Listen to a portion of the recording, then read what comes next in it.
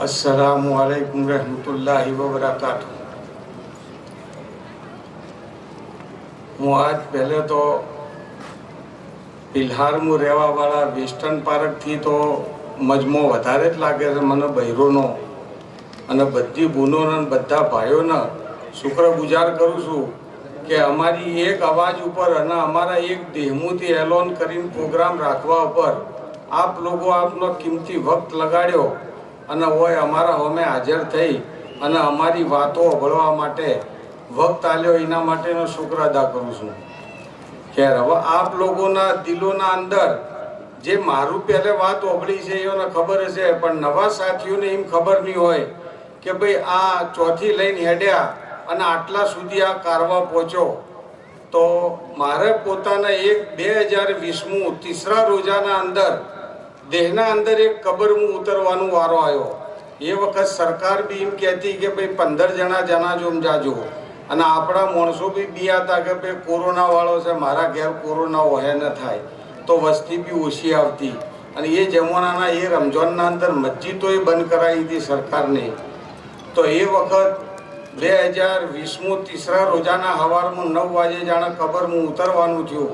તો જે ભાઈનો જનાજો અંદર હુવાર્યો અને હુવાર્યા પછી જે પાટિયા લાઈનથી ફિટ કર્યા, તો એક પાટિયું મોટું હતું, તો મારે કહેવાનું થયું કે ભાઈ આ પાટિયું ઓઈડીમથી બીજું લાવો નેનું, જેમ કે મોટું પાટિયું છે।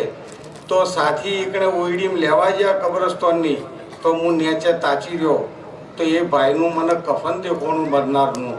અને એ વખત દિલના અંદર એમ અહેસાસ થયો કે ભાઈ આ જે રીતે આ ઓયના દફન કર્યા છે અને આ રીતે પાટિયા નોસી અને વસ્તી માટી નોખશે, તો એ વખત અહેસાસ થયો કફન જોઈને કે અલ્લાહ અગર આપણને સવાલ કરશે કે તમને હુજ બુજમો આલી હતી, તાકાત આલી હતી, ઓશો આલી હતી, કોણ આલ્યા હતા, પગ આલ્યા હતા, અને તમે આ માણસના મતલબ કે ઉમ્મતના માટે તમે કોઈ ના કર્યું અગર એ સવાલ કરશે તો તારનો ચમક ખાઈ ગયો, બીક ખાઈ ગયો।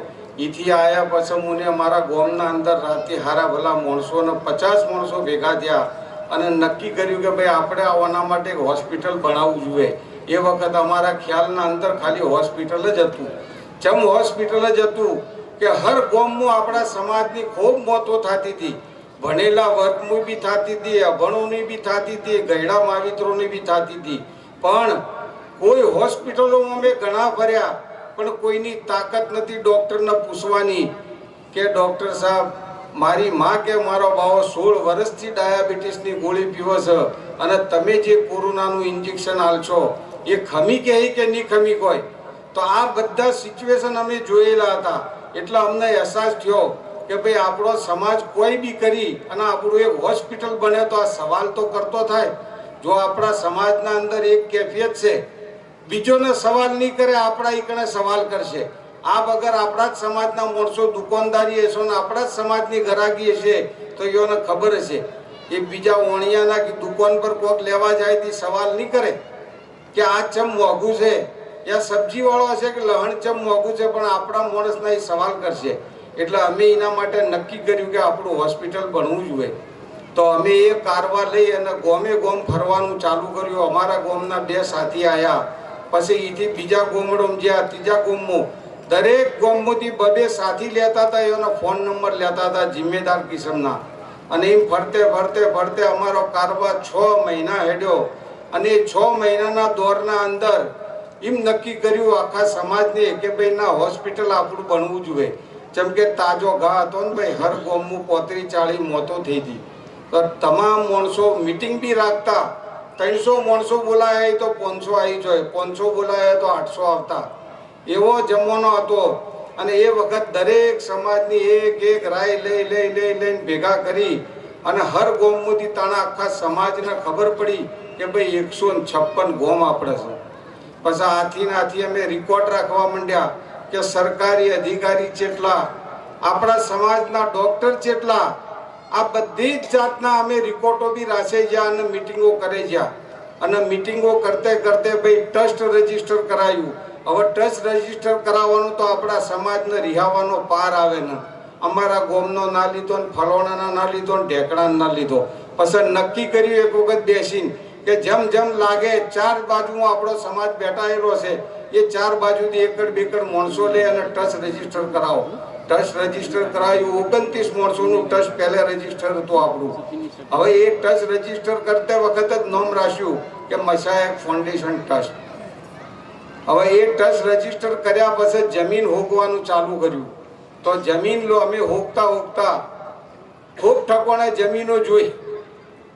પછી એક ઠકોણે અમને જમીન પાસ થઈ, જે ધારેવાડાના પાટિયા ફાણ હતી તેની વાળાના સીમના અંદર ઈટવાડો હતો, આપ લોકોને ખ્યાલ હોય તો.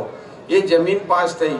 એ જમીનનો અમે સોદો કર્યો અને એ જમીનનો સોદો કર્યો એટલે અમે અમારા મનથી સોદો ના કર્યો. એ સોદો કરવાના અંદર જેના પણ આપણા સમાજમાં 2,000 વીઘા જમીન પોતાની છે અને એવા માણસો ભેગા કર્યા કે જે 2,000 જમીન ખરીદી અને વેચી મારી એવા માણસોને ભેગા કર્યા. તો ઈઓને અમને રાય આલી કે ભાઈ આ સોદો કરવા તમે નહીં બેહો તો એક જ જેટે આ જમીન તમને બીજી વખત ચોય નહીં મળે. તો તમે આ સોદો કરજો અને તમે ફૂટ ઉપર જમીન મત માગો. આ જમીન તમે એમ માગો કે નફો કેટલો લેવો. તો અમે નફો કરતે કરતે 50 લાખ 1 કરોડ કરતે 5 કરોડ રૂપિયા અમે નફો આલ્યો. જે વેપારીઓ પણ જમીન હતી ઈઓને લીધી હતી એ ભાવ વચી અને અમે મતલબ રાશિએ ભાવ વચી 5 કરોડ રૂપિયા અમે મશોરેથી નક્કી કરી અને જમીનનો સોદો કર્યો. હવે ખેર આવા જમીનનો તો સોદો કર્યો, પણ આ પૈસા નાથાલાલ ચોથી લાવવાના. એ વડમ મીટિંગ ભરી ફેર નક્કી કર્યું કે ભાઈ આપણે મુંબઈ અમે રૂટ કરો. અમે મુંબઈ આવ્યા અહીંથી અને મુંબઈ મોમીનનગરના અંદર પ્રોગ્રામ કર્યો અને પ્રોગ્રામ કરતે અલ્લાહની મદદ અમારા પર ઉતરી. વસ્તીને 3.5 કરોડ રૂપિયા આપણી સમાજને લખાયા. પણ એ વખત જ આ જમીન હાલ જે આપણે મશાયખ ફાઉન્ડેશન ચાલુ છે એ જમીનના માલિકો મળી ગયા અને મળી અને એ માલિકોને એમ કીધું કે ભાઈ અમે તમને ડોનેશનમાં જમીન આપીએ તો તમે રાશિ છે એ કેટલી છે? અમે કીધું 54 વીઘા છે. તો એનું કહેવું કે અમે 54 વીઘા તમને આપીએ, અમારા પણ 100 વીઘા છે એમુથી. અમે કીધું ભાઈ સાહેબ તમે ભલા થઈને બોલજો, મત સમાજનો મત કહેજો કે અમે ડોનેશન આપીએ. જેમ કે અમે મથીને 1.5 વર્ષ અમને થઈ ગયું તો સ્થિર ઊભા છીએ, હજી તો વસ્તી ખેંચ કરે છે. તો અમે એનું કહેવું કે ઠીક છે. પછી અમે અહીંથી દેહમુ રવાના થયા. દેહમુ રવાના થયાના બાદ અમે મિટિંગો ચાલુ કરી કે ભાઈ પેલી જમીન જોવા જાય, ઘડી ફતેહગઢ જાય, વડે પાછા એ 2 મહિના હેડ્યું. એના પછી અમે એક પ્રોગ્રામ નક્કી કર્યો કે ના આપણે ફતેહગઢ બનાવવું છે, લોકોની રાય લઈ લઈએ. તો અમે સમાજ ભેગો કર્યો. 3000 વસ્તીનો સમાજ પિરોજપુરા બાલવા સ્કૂલના અંદર અમે ભેગો કર્યો અને ભેગો કર્યા બાદ એથી કણે એ 2 જ વાત માટે ભેગો કર્યો હતો કે ભાઈ આપણે આ જમીનનો સોદો આજ કેન્સલ કરીએ છીએ. એના માટે દુઆ કરો, આપણા કરતાં વધારે નફો અલ્લાહ એના લે.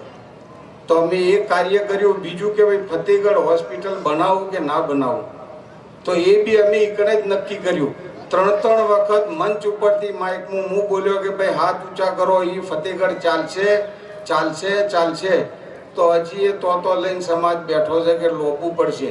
એટલે ભાઈ સાહેબ શું બનાવવા જઈ રહેલા છે વાત તો સમજો. તમે સાઈડ ઉપર આવો તો તમને ખબર પડે. હવે ખેર એ તો સમાજનું ચાલુ રહેવાનું. પછી એ દોરાનના અંદર અમને 2 સાથી એવા મળી ગયા કે એક જસલાણી ગામના અંદર દોરો કર્યો. તો જસલાણીમાં એમ કીધું કે ભાઈ આ હોસ્પિટલ બનવું જોઈએ કે ના. તો જનક હોય એને કે ભાઈ ઢુકા સાહેબને પૂછો. અમને ખબર જ ના કે ઢુકા સાહેબ શું બલ્લાનું નામ છે. હવે એ પહોંચ્યા બાદ જ્યાં એટલે ખબર પડી કે આ ઢુકા સાહેબ છે. ઢુકા સાહેબ કે બિલકુલ બનવું જોઈએ અને આ કોમ બહુ મોટું છે, બહુ સારું છે. અમે અહીંથી નીકળ્યા એટલે એ કાકો ઊભા થઈને એમ કીધું કે ભાઈ આ સર્વે કર્યા ચીડી તમે આ ચોપડા પડ્યા મૂકો તો આ ઠેલો અમને આલજો ગુરુ મારા ઘેર. અમે બીજા દાડે મિટિંગ કરી કે કાકાને ઇન્ટરેસ્ટ લાગે છે ભાઈ, એનો જોડી લો. અમે ફેર ગયા. આજ અમે એના હાથી લઈ લીધા. કાકાને તાણે ખબર પડી કે ગવર્મેન્ટ ઓફિસર રિટાયર છે. એવી જ રીતે એ કાકો આજ સુધી અમારા હાથી છે. અમે પૂછ્યું કે રિટાયર થઈને શું કર્યું? તો કે 4 મહિના જમાતનું જઈ આવ્યો. 4 મહિના લગાડ્યા ચીડે કુરાનની તફસીર ચાલુ કરી છે, અડધે પહોંચ્યો છું. કીધું કાકા કુરાનની તફસીર જ છે, હેડો ઓહે. તે આજ સુધી અમારા ઓહે જ છે. એક ગામના અંદર સેજલપુરામાં અશરફભાઈ કરીને મળ્યા.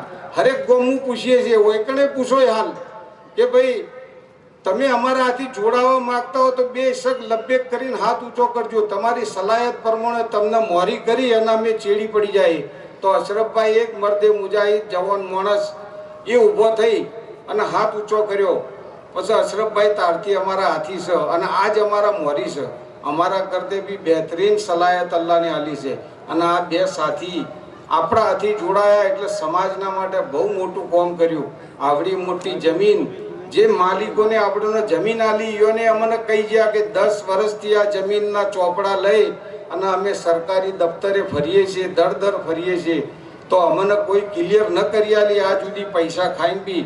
પણ તમારા લોકો આથી અલ્લાહની મદદ છે કે આ બે સાથી આવ્યા અને તમારી જમીન આખી ક્લિયર થઈ ગઈ. એનઓસી એને ટાઇટલ ક્લિયર કરી જમીન અને આખા સમાજના નોમ પર કરી આલી બધી જમીન. આપણે સમાજમાં હાલ જેટલા બેઠા છે એટલા એ અને હાજર નતા બધોના નોમે ચડાવી.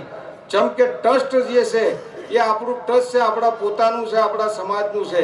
જુઓ 29 ટ્રસ્ટી હતા, 3 વર્ષની મુદ્દત હતી. એ ટ્રસ્ટીઓને કહી દીધું, રાજી થઈને સહયોગ કરીને ટ્રસ્ટી ઘેર ગયા. નવા ટ્રસ્ટી બનાવ્યા આપણે 13 સાથીઓના, તો નવા ટ્રસ્ટી આવ્યા. હવે એવી રીતે આપણું ટ્રસ્ટ બી રજીસ્ટર કરેલું છે. હર વસ્તુનું એક ચીજનું કામકાજ જોઈ અને આપણે કરી રહેલા છીએ.